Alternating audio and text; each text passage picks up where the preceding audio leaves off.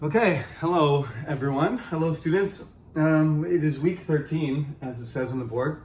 I explained in class, most of the course is designed to give you a sort of overview and a background of British and American culture. And normally I don't get, this is the end of the class, but it's not supposed to be. Probably when you think about British and American culture, you're not thinking about King Arthur and Robin Hood and Paul Bunyan and Davy Crockett. You may be thinking of Abraham Lincoln and Henry VIII, but we've talked about all of that. And now I think it's time to talk about a few examples, a few aspects of American culture especially, but I think we'll have a chance next week to talk about some contemporary British stuff too. For example, British music. As I've said many times in this class, it's a huge topic, British and American culture. So there's a lot of material in the class, and most of it has been left out. Although I've taught you a lot of stuff and you've studied hard, there's so many things that I have not talked about. I have to make my choices. So today, the choice is to talk about the cinema of the United States, often just simply known as Hollywood. I think it's a pretty popular choice because almost all of us have watched a Hollywood movie and know a little bit about the topic automatically. It's just from growing up seeing popular movies, especially if you're from Korea. Usually half the movies in the theater are American movies and the other half are Korean, of course. The name of the lecture is Tinsel Town, and that's just a nickname that was picked up early on in the history of Hollywood because tinsel is a shiny little material. It's bad for the environment, so you shouldn't use it. We know that now. It's it's silvery colored, and it's made of plastic usually. You put it on your Christmas tree. I don't know if the Germans in the class would agree with that, but anyway, in America or Canada, whether you have a fake tree or you have a real tree, we kind of like have this silvery stuff we sprinkle, or it's in a kind of a string, and you wrap it around the tree to make it shiny. So Tinsel Town means shiny town, and that's what the reputation of Hollywood, the studio area, the movie production area of Los Angeles has. It's shiny and glittery. Kind of like the Gilded Age idea, but in this case, we're talking about more like glamour and celebrity than wealth and power in industry and corporations. So, again, there is a certain amount of history you have to understand. You can probably look at this topic the same way we looked at the first millennium, right? When we're talking about British culture and how it developed over the first 1,000 years of recorded British after the Romans invaded the Celtic culture of Britain and took over and changed the culture from about 0 AD until the Norman conquest. You could just look at, first the Roman dominated period, then the Germanic period, and then the Viking period, and the Anglo-Saxon period overlapped with that, right? Alfred sort of was unified England in the middle of the Viking onslaught, and then the Normans conquered the Anglo-Saxons, and the Vikings were there too, but the Vikings lost control, lost their influence, and the Normans took over, and then they never left, and they were absorbed, and then the Anglo-Norman culture became English, which evolved into the partnership of England and Scotland, and then you got British culture, right? Sounds very simple if you say it like that, but it's a little bit more complicated. But as I said, you don't have to know everything. You're not supposed to be able to teach this class next semester instead of me. When you study this stuff, study the most important things, and you're not supposed to memorize them and then forget them right after the exam. I've already asked some students about things from before the midterm, and they've forgotten some of the things that maybe you got the questions right on the midterm, but now you can't remember. about those ideas, that's no good. The point of the class isn't to get an A and then forget about it forever. As I said last lecture on Friday, I'm hoping that you understand British and American culture better, but that all of these ideas, all of these perspectives and theories and concepts and a way of looking at events and understanding culture will help you understand global culture or relationships or the way that your own culture works when you return to your country, or if you live in Korea, looking at how Korean culture works. So, without further ado, let's talk about Tinsel Town. Of course, for anything to become very important and influential, there has to be a beginning. So the rise of Hollywood is actually blank up here because I'm not going to test you on this, but there has to be a beginning to something. So in the beginning, the most important thing is, it's called the movie industry.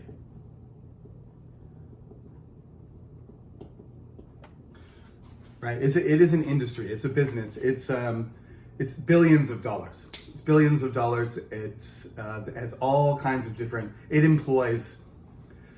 I don't know. I didn't look up the numbers. It employs tens of thousands of people, from the famous actors that you know, to the business and marketing people that run the companies that invest in the movies, to the creative people who do the screenwriting and the cameramen and the directors, the agents that negotiate. It's a very complicated business. All of that had to start somewhere, and the beginning of it, you might argue, is I don't think he's in the textbook, and my textbook's not right beside me at the moment because I don't really need it for this part. I'm very familiar with this topic, but we did talk about one of the important aspects of American culture. Right at the beginning, when we started talking about America, was about this impulse for experimentation, right, and invention. And probably the most famous American inventor, among many famous inventors, is Thomas Edison. And we just finished the Golden Age, the Gilded Age. We're going to talk about the Golden Age of Hollywood in a few minutes. But Thomas Edison lived during the Gilded Age, and he had a few different jobs, but he ended up, making his own company and inventing over 1,000 different devices. I think he held about 1,200 patents, which, to give you an idea of when you're preparing for your exam, think about how industrialization has accelerated and increased, the productivity and the technology and the development of what we could say human civilization, just the power and the quantity of things available. Again, this is one of the reasons why we shouldn't take this lightly, because industrial production has an effect on the environment. So if you increase industrial production 1,000 times, you're going to do 1,000 times more damage to the environment if you're not considering, what happens when you extract resources and you burn things and you put chemicals into the air, which we didn't. So over the first 100 years of American history, if you look at the 1780s, 1790s, when George Washington is president, all the patents in the entire country, right, for a year in 1790, it is about 1,000 patents. They invented 1,000 things, and the patent office, gave, the rights to that invention to the person who invented it. 100 years later, Thomas Edison himself, one person, has 1,000 patents, and that takes an entire year of the entire United States. That's not an increase of 100%. I don't know what the percentage is, but that's like 1,000 times more inventions. I think the total number in 1890 is something like 250,000, right? So it's an increase of 250 times more inventions. It's a crazy increase. One of the things, the reason I mention this is because Edison was one of the people who invented the moving picture. That's why we call them the movies, because two people that were living there, it was just like photographs, right? I am next recorded lecture, probably, rather than the next live lecture. We'll see what I'm going to talk about. I haven't arranged it perfectly, but we have to talk about chapter 8, which is a lot of it is about what the legacy of the British Empire is, and what the new culture of Great Britain is. But a lot of it is about presidents and how the United States, projects its power. But I do want to talk about certain things that express those American ideals. For example, American entertainment, the American military, the American political system, American fashion and art, stuff like that. That will be probably one self-contained lecture. So these technologies, for me, it's like something like when I was young, there was no internet, and then there was, right? It was a gradual thing, but just going from having no computer, like my father typing things on a electronic typewriter. When I was really young, he had an electronic typewriter. Going from that, where it's actually a conventional typewriter, you can't make mistakes. You have to be very accurate, because then you have to go back and fix your mistakes. You can just do all kinds of stuff. You guys don't even realize how good you have it. Imagine you had to write everything by hand, or you have to type everything, and every time you make a mistake, you have to pull out the paper and white it out and then feed it back in and then keep typing. Whenever you make a mistake on the computer, you just delete it, or you just copy it from another. You're not supposed to cheat, remember? So don't copy things from other places you're not supposed to, but you can just manipulate and delete digital text however you want. It's mind-blowing how different it is from just when I was young, 30 years ago. You can also imagine that we talked about the post service, how crazy it was for people to send a letter in United Kingdom, send a letter and have it delivered, and then in the evening get a letter back within one day. When in the past, a letter would have been sent, and then it would have taken a week to get there, and then maybe the next week you get it back. You know what I mean? It's 3 or 4 days to get there. The person would write it, then they'd post it, and it would come back. So you'd be sending letters back and forth, and you get correspondence within a week. And we've gone from that now to instant communication, to texting. But that first leap is the most shocking thing, the most impressive thing. Another thing in America, just things that happened. Everybody in America had to take a cart and a horse or walk across the Great Plains, over the mountains to California and the West Coast, Oregon and Washington. When they built the railroad, they had to blow holes through mountains, and there was, meters of snow falling all the time. And it was so amazing to people to take the train and to be able to just get on a train, in Chicago and go all the way across, and get there, within a day or a few days. That they actually would stop the train. Everybody would get out, or everybody would look out the window and look at how amazing it was that they built a railroad through the Rocky Mountains, because the engineering that was involved was, at the time, unbelievable. That you could actually get through those mountains and through all the snow and through all the rocks and up and down, through the valleys, bridges over gorges and everything, breathtaking scenery, but the engineering work was insane. When people started taking photographs, the first American black and white photographs are mostly from the Civil War.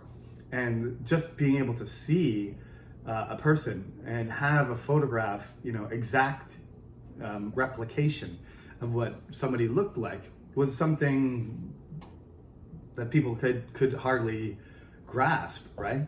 If you wanted to have a picture of yourself, somebody had to draw you, And if you were rich, somebody would paint you, right? You see those pictures of Benjamin Franklin and George Washington stuff. None of them are pictures, of course. Nobody wants a sketch of the president or a founding father. So a famous person would paint, right? The famous picture of Benjamin Franklin with the kite, flying the kite in the storm to discover electricity or find electricity and invent the lightning rod. That's a painting. And the crossing of the Delaware with George Washington on the front of the boat, standing on the front of the boat with his hat on, to go and attack the British and the Hessians that are drunk because they don't expect him to attack on Christmas. That's obviously, it's a very talented painter. It's a very expensive thing. So just to have, even though photographs are very expensive and rare, but we have photographs from the Civil War onward. And then the idea that you'd be able to record movement, and instead of just having a picture showing a moment, but showing a sequence, like over time and space, to people in the 19th century, that was amazing. So that's what happened, is that the invention happened, and then they improved the technology, because it was it was very rare and very expensive, and they improved it. Early on, there was a lot of competition internationally. There still is, but French cinema in particular, German cinema was developing at the same time, and they were, you know, equal in terms of influence and quality and technology. But well, World War I didn't help because it shattered Europe. We talked about that last class. They were at a disadvantage because they lost so many people. There was so much damage to infrastructure, the economy. It wasn't easy for the movie industry to thrive when the entire economy and all of the manpower was dedicated to trying to win the war.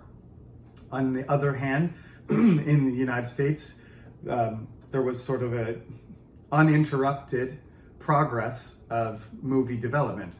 So many studios started to pop up. Lots of American businessmen were interested in the entertainment business because it was super popular. People thought it was amazing. In the beginning, there was no sound and there was no color. But the simple fact that they could see people doing things was just enough to attract a lot of people to pay money. So it was very, very popular right away. And lots of businessmen and companies saw the potential there, and they started to start their own movie production business. Initially, there were different places, especially Florida was in competition with California for the hub of movie production. There was one in the Northeast. There was some areas that tried to make their own studio, sort of movie industry business in that area. But ultimately, the Hollywood studios became dominant for a variety of reasons. But I think simply California, if you've been to California, you know what I mean. If you haven't, California is just a beautiful place. It's they say it's always sunny, and they say it's always sunny in San Diego. San Diego is a great place to live because like 9 months of the year. If you think of like a perfect late spring day in Korea, like a May, late May day where it's warm or cool, a little bit warm at night, and it's not hot but quite warm. Not scorching hot, but it's hot during the day, and then it's just warm in the evening, and it gets a little bit cool in the early morning. But it's like a fluctuation of from 15 degrees to like the high 20s. That's like California most of the year. So in Korea we get like 1 month of awesome weather, and California you get like 9. So 100 years ago, more than 100 years ago, ideal weather conditions, I think, were very helpful. That's just my own personal opinion. Lots of people wanted to live in California. People people who are not actors. Beverly Hills has a whole bunch of basketball players and hockey players and singers and stuff. Everybody wants to live in California because, that's where rich people live, because it's a nice place to live. So I think they had a natural advantage there. California also, it has other industry too. So there's a population there. There's, Silicon Valley obviously didn't exist yet, but California was a place that was really growing rapidly and could support a lot of movie studios. So that's why Hollywood became dominant. Florida is beautiful weather too, but it does have hurricanes, and especially back then, there's a lot of swamp and jungle.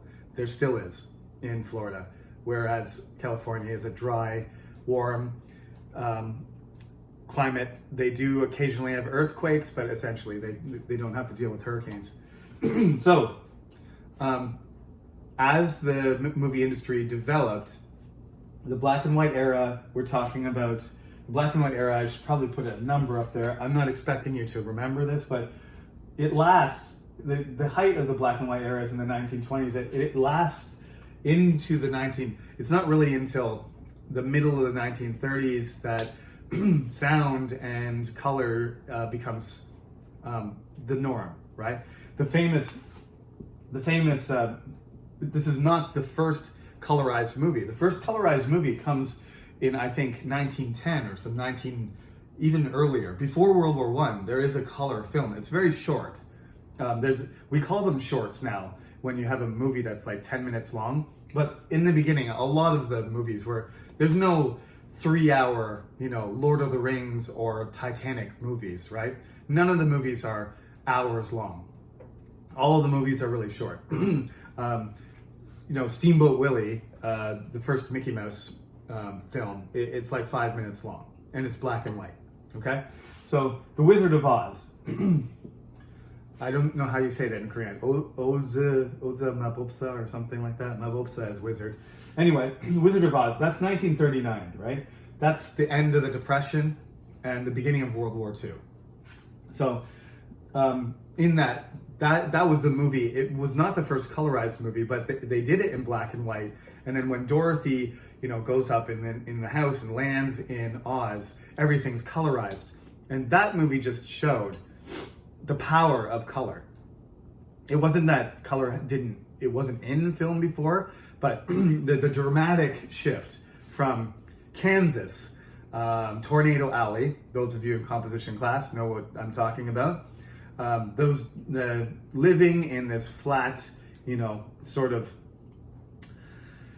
I don't want to say anything bad about Kansas. This remote place in the center of the United States, far from, the glitter and the fashion and the high life and the wealth of, New York City or California. It's all gray and plain and very rural, simple. Everything's gray, and a tornado comes along, and it's actually supposed to be a dream, but it's all a metaphor for American politics. I can't get into it. I don't have enough time, but it's a brilliant film. When she wakes up, she's in a fantasy land. She's in a dream. She thinks it's real, and she has to follow the yellow brick road from the center of the Munchkin town, and she has to find the Wizard of Oz in the Emerald City. If you haven't watched the movie, watch the original one. I know it's outdated, but it's a fantastic.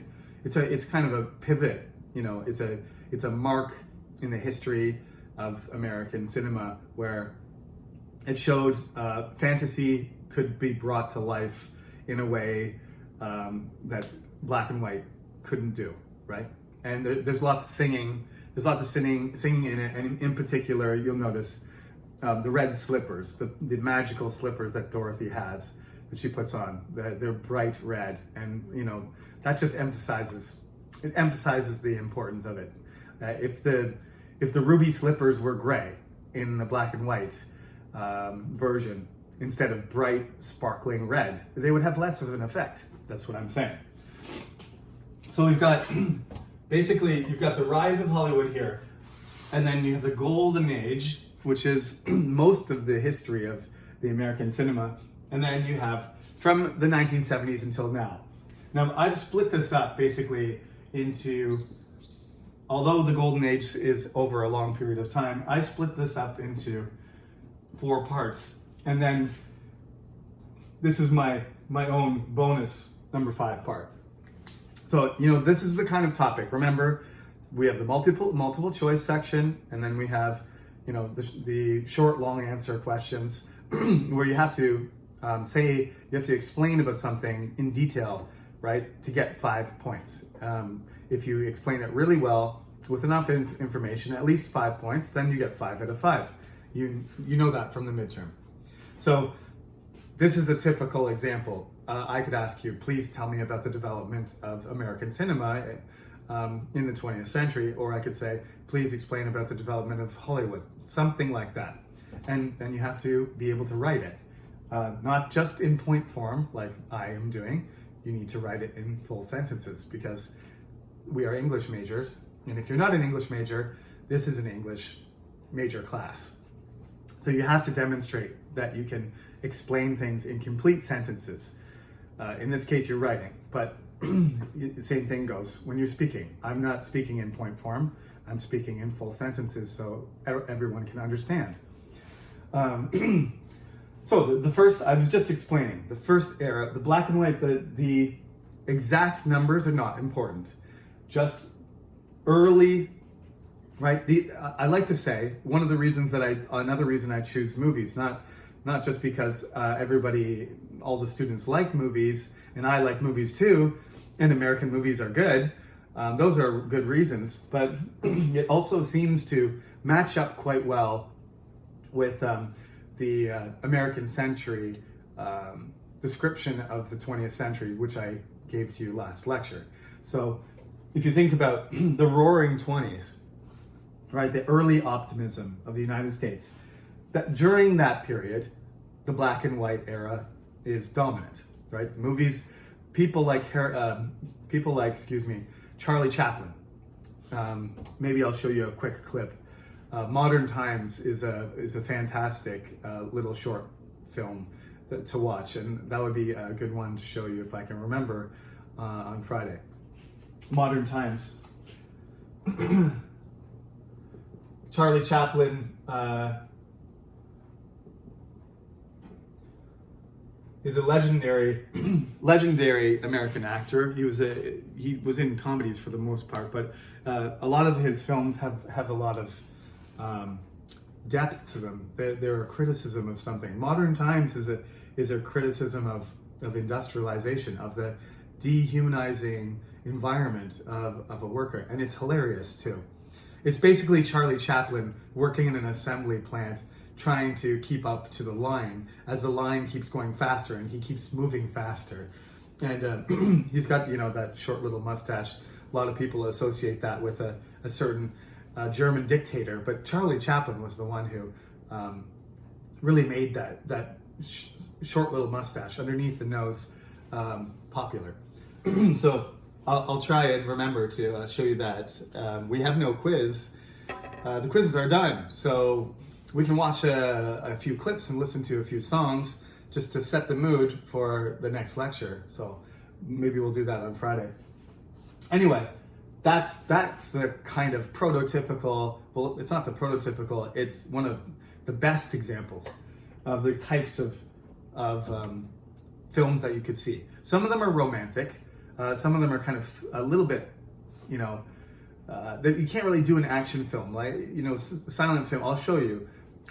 They actually, usually instead of, they actually, lip sync. They don't lip sync. They have a conversation, and then the screen goes black, and then there's like on the screen there's the words that they say, and like, if there's a monster and the woman screams, you see the monster go, ah, and then you see the woman go, oh, help me, but she doesn't say anything. Instead, there's a black screen and it says, help, someone save me.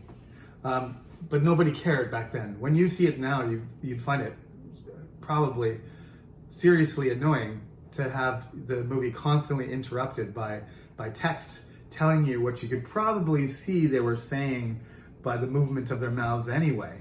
But that's the way it was done. So they're silent. They're black and white. They're gray and black and white. There's no color. but there's a lot of artistic elements to it. It's obviously experimental. There's not really that many genres. They're just trying to make things. They don't have to work too hard, like I said, because people are just impressed that they're seeing a moving picture, even if even if the story is terrible and the acting isn't very good and the director doesn't know what he's doing. They're just fascinated to see this stuff. So at the beginning, it doesn't take much, but they're experimenting, and to a certain extent, they have to keep it simple. If it's complicated, they can't do it. They don't have the equipment, they don't have the experience, they don't have the technology, so it's got to be somewhat simple. Now, there's a transition in the 1920s, the Roaring Twenties, going into the 1930s. There is the Great Depression. So, as I said, about 30% of the population at the peak of the Depression has no job. So you would think that there would be, the movie industry would suffer, but actually, because of the Great Depression, even though some people were at the point of starvation, some people were in abject poverty, you still got a lot of people with money. It's not like everybody lost their job and nobody has money. Half the population is still able to go and see a film, at least now and again. So there is a lot of, in the 1930s is when actors start to get more popular. Charlie Chaplin is an exception. He's an outstanding individual who's capable of directing and producing and doing his own comedy and his own writing and his own acting. He's a unique individual. What you start getting in the 1930s and 1940s is actors who are sort of specialists at acting in the old sense, right? Charlie Chaplin is more like a Shakespeare, right? Shakespeare was an actor. He was a writer. He was a poet. He was a promoter. He was an owner. He owned part of the company. He owned part of the Globe Theater, right? But those individuals are extremely rare. Usually you have 5 different people doing those jobs, not one. So you get people that are specialists. And I'm not the best person. Oh, come on. Sorry. I'm not the best person to remember all these names. If you ask me about music, I'm much better. I can remember, songs and names of people. But when it comes to movies, I do know I have seen lots of movies, but compared to some people, I'm not a big movie guy. But I do enjoy good movies. I'm not somebody who goes out to the movie theater every week or even every month. So you might recognize some of these people though. So we're talking, this is a span from like 1920 all the way to 1970, but so I'm not saying it's all happening in the 1930s and 40s, but here's a few people on the list. Audrey Hepburn, I'm sure you know Audrey Hepburn. Betty Davis, Marlon Brando. Some of these people are later because Joan Crawford, Humphrey Bogart, Clark Gable, Cary Grant, Orson Welles, Marilyn Monroe. Some of these people are not 30s and 40s, they're 50s and 60s. But this starts to pick up in the 1930s, and this creates like star power, right? People go to see movies because of the person, right? Sometimes if you just saw, a movie that said, oh, I don't know, let's make something up. Fighters in Outer Space. That's a terrible name. But starring Brad Pitt and Robert Downey Jr. and Tom Cruise. Not that would ever happen, that they'd be in the same movie. Although I think all 3 of those guys were in Tropic Thunder, which is a comedy movie, dark comedy, which you should check out. But if I just made up a movie like that and I just had those names, most people would go and see it, even though the title of the movie is terrible, right? What did I say? Fighters in Outer Space? That sounds like an awful film.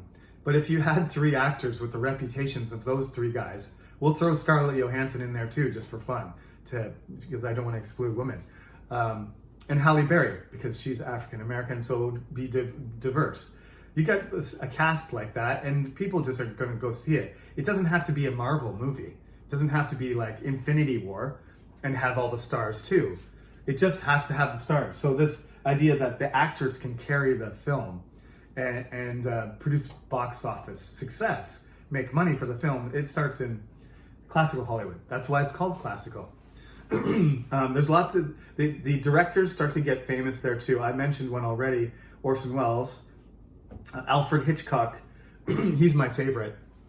I forgot Judy Garland, excuse me. Judy Garland is Dorothy in Wizard of Oz. I love her too. Alfred Hitchcock is a famous, horror film. A lot of his stuff is black and white, very psychological horror stuff. If you like that kind of thing, I highly recommend it. It's still watchable, even though most of his films were made like 75 years ago. He was a bit of a genius and a difficult person to work with, but Psycho. You know that famous sound, with the shadow and the knife and the woman in the shower and then she screams. That movie's called Psycho. That's Alfred Hitchcock. Maybe maybe you've heard that before. Anyway, they add color. They have actors who are popular and famous, so actors start getting paid more. They become celebrities. We're going to start having Hollywood stars in the ground with people's names in them.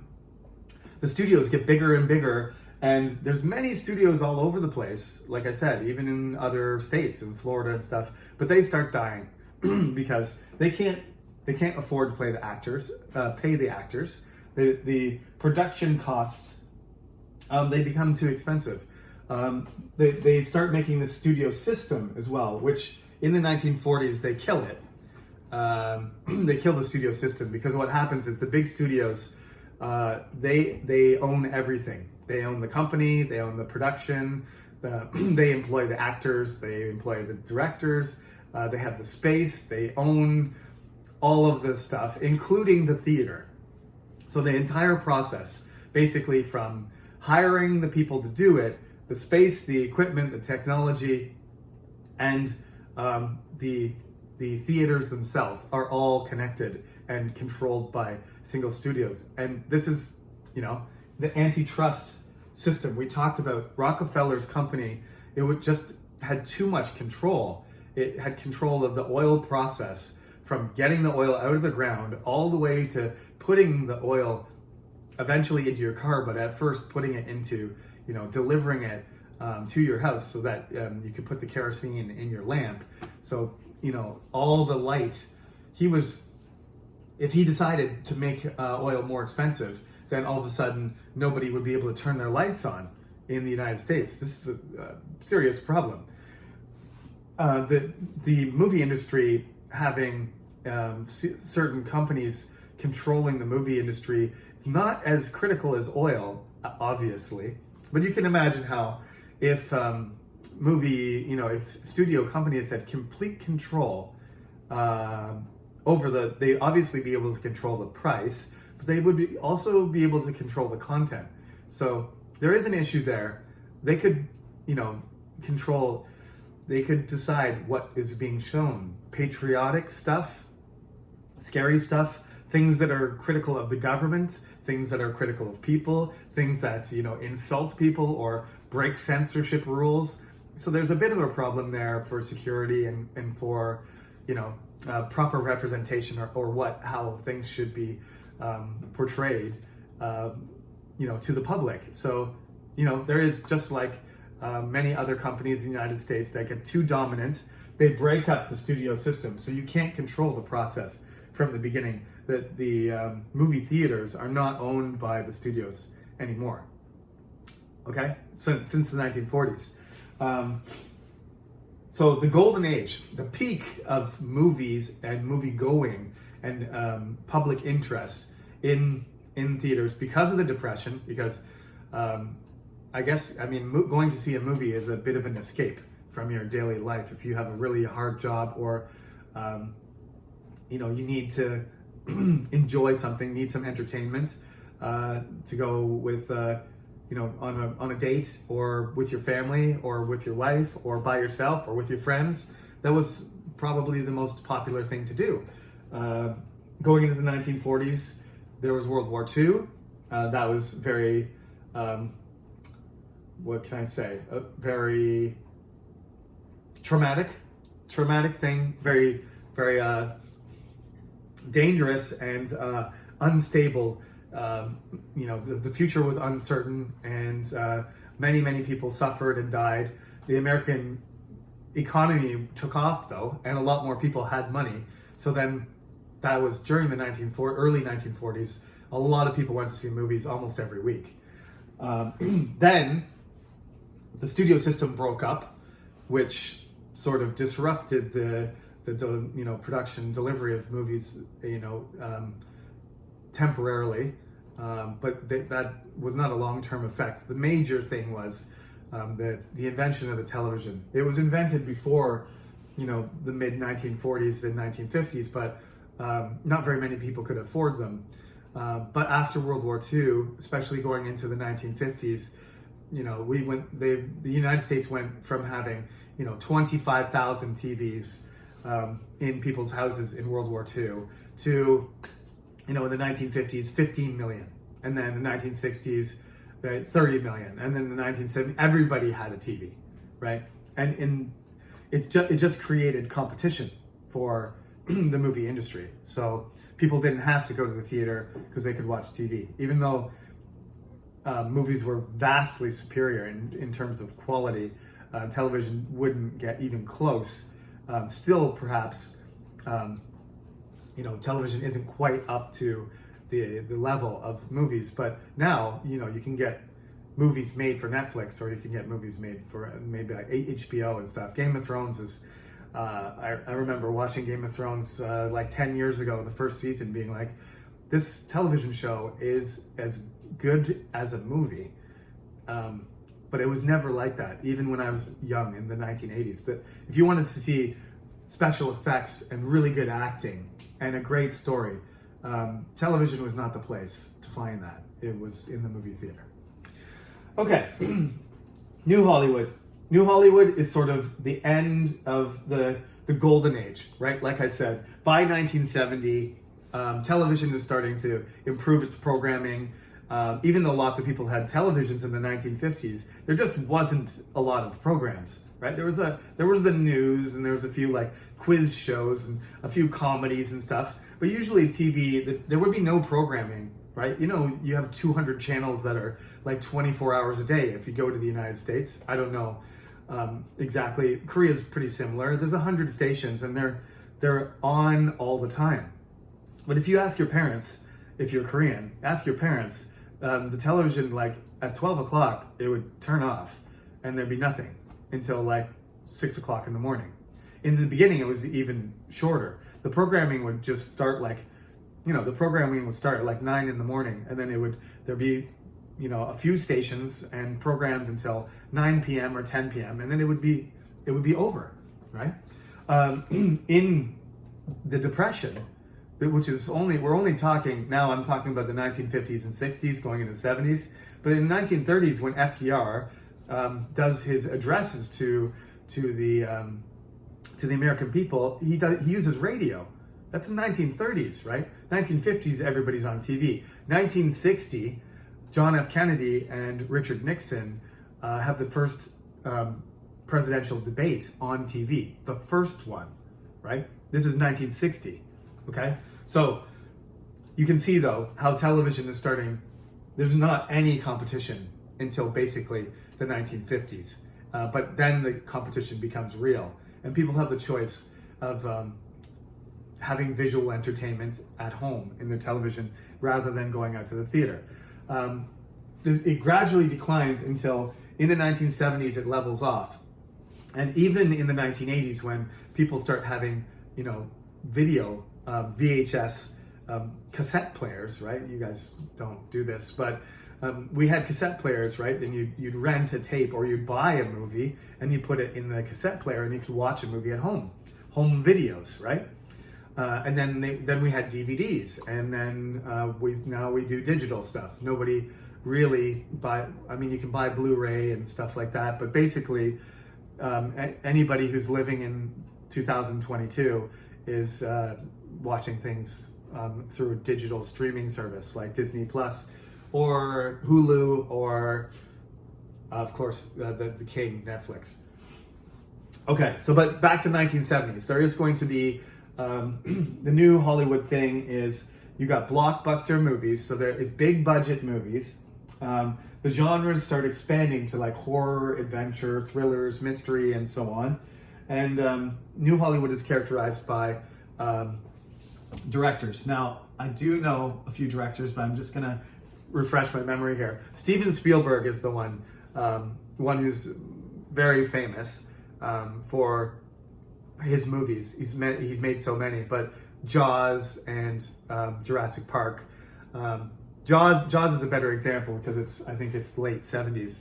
Jurassic Park is early 90s, but this is what happens. George Lucas, I can't remember names. Stanley Kubrick, Martin Scorsese. I don't know if you know these guys, but the 1970s, there's all these really, really good films that are in different genres. They sort of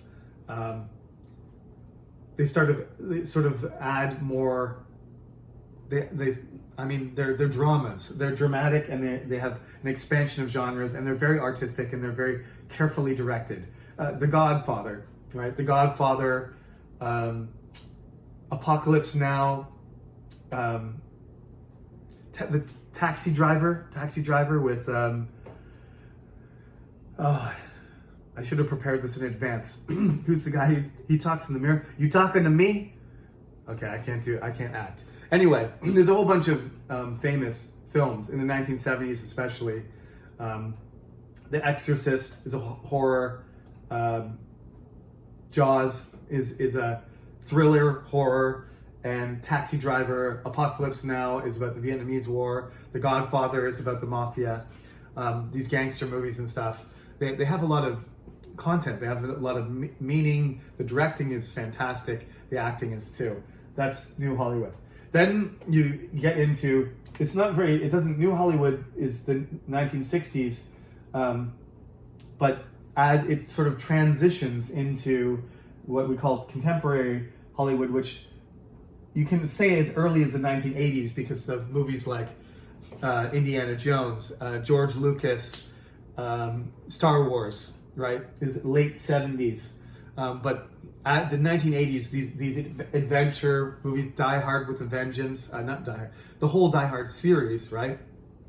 Action heroes, Harrison Ford, Bruce Willis, the Terminator movies, right? Which is Arnold Schwarzenegger and Sylvester Stallone. I should have made a list of these names. You don't have to remember all these names, but I do recommend that you watch all these movies. We don't have time to watch them all because it would take days and days. But COVID is over, but you still this winter might be stuck inside on a cold day and watch some of these movies because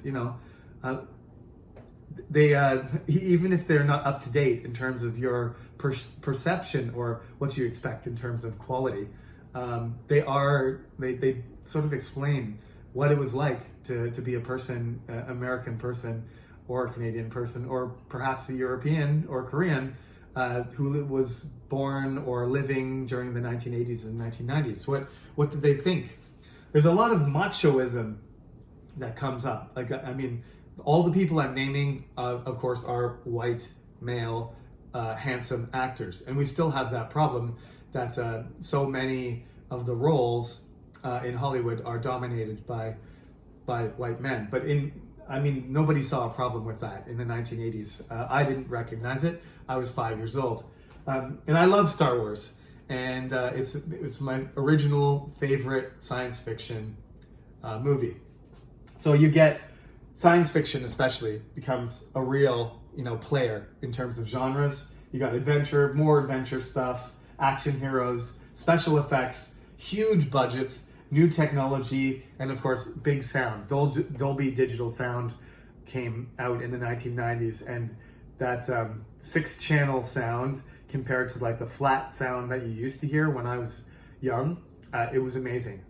We called it big sound because when you went to the theater, that's when we started, in the late 1990s, people started getting home theaters where they put speakers in all the corners of the room, and there's different channels, and there's a subwoofer, which is for bass sound, and then there's satellite speakers. That's a home theater. That's a home theater because it's kind of trying to replicate the theater experience.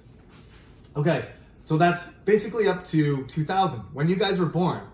But I added this last one because the type of movies you see don't resemble, well, of course they resemble the movies I knew when I was young the most. But The Matrix, which is at the end of this, The Matrix I think is 1998 or 1999, right at the turn of the millennium. That for me was the movie that blew my mind, that combined all these things. Contemporary Hollywood had obviously gone to the next level. Avatar is another one. I'm not sure when Avatar was released, but I'm going to say 2001.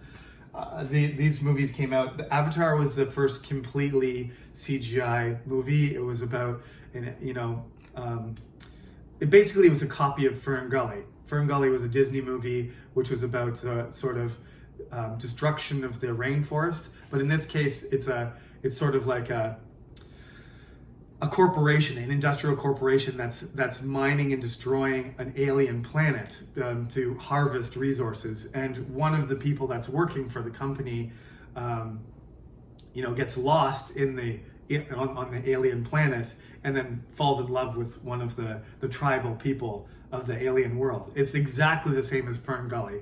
If you want to see how badly they copied, Fern Gully is a Disney movie. That was a cartoon when I was young. It's a great movie, and the plot of Avatar is an exact copy of it. So James Cameron, shame on you for copying one of my childhood favorite movies. But anyway, the CGI at the time was mind-blowing. And The Matrix camera work, this idea that we're all living in a computer-generated world, and it looks like it's real. People watch that, including me, are like, maybe we are. Maybe we are living in a simulation. Maybe I am plugged in. Maybe I'm a human battery and the whole world is destroyed and what I'm living right now is fake, right?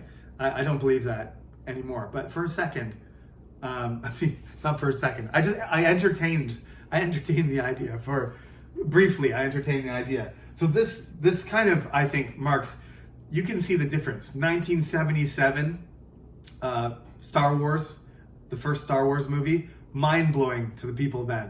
To us, kind of laser beams that look like red crayons shooting across the screen. You go 20 years later and you've got slow motion, full 360 degree cameras, computer generated worlds, bullet time, like Neo, the agent shooting bullets and the bullets are flying by him as he's bending over backwards. These things nobody had ever seen before. For me, The Matrix was the movie that was most impressive in my entire life. I was in high school, and when I saw that movie, it blew my mind. Okay, so enough about that. But these are the markers, just like Wizard of Oz. The Matrix and Avatar kind of mark this new level. And then you get Marvel Studios doing Iron Man and Captain America and Infinity War and Endgame and all the other amazing movies that the superheroes take over. Space is now a possibility. You can portray space realistically. There's crazy amounts of CGI. Harry Potter, right? Obviously an example of fantasy, being able to create fantasy worlds, complete fantasy worlds with elves and dragons and monsters and forests and vampires and Voldemort and everything else. So if you love Harry Potter, then you were born at the right time. More sci-fi. The question of whether Hollywood is representative or not has been always an issue, but has become more of an issue. Like, we need more Asian actors, we need more African actors, we need more Hispanic people, we need more women, because most of the actors throughout Hollywood history, all of the awards and all of the the good jobs have been dominated by white men. And this is part of our course. We started with who was in control of America at the beginning in 1776 and 1783, and all the way up to the Civil War, and then the slaves were freed, but didn't change very much, and we've gone all the way up to the Civil Rights Movement, and now we're talking about 2022, and we're still talking about the same thing. It's not a representative. It's not all people are created equal. That is a contradiction. So you can see this in Hollywood too. Thankfully, though, there is improvements. Things are looking better, and there's more diversity than there was before. Parasite is a really great film recently, produced and directed in Korea, and it won an Oscar. So there are signs that things are getting better. That's never happened before, that a foreign film has won the Best Picture award. And congratulations to all the Koreans, actors and directors, and the company that got the award, because hopefully that will set the stage for other people to be, participate in Hollywood. And that's the story. That's not the complete story, but I did my best to give you, as usual, some sampling, some examples, and the overview for you to sort of consider different aspects of American cinema and how it fits into American culture. That's it for today. We only have one more of these, so hang in there. No more quizzes, no more assignments. Just make sure you make good notes, because the exam isn't far off. Have a good week.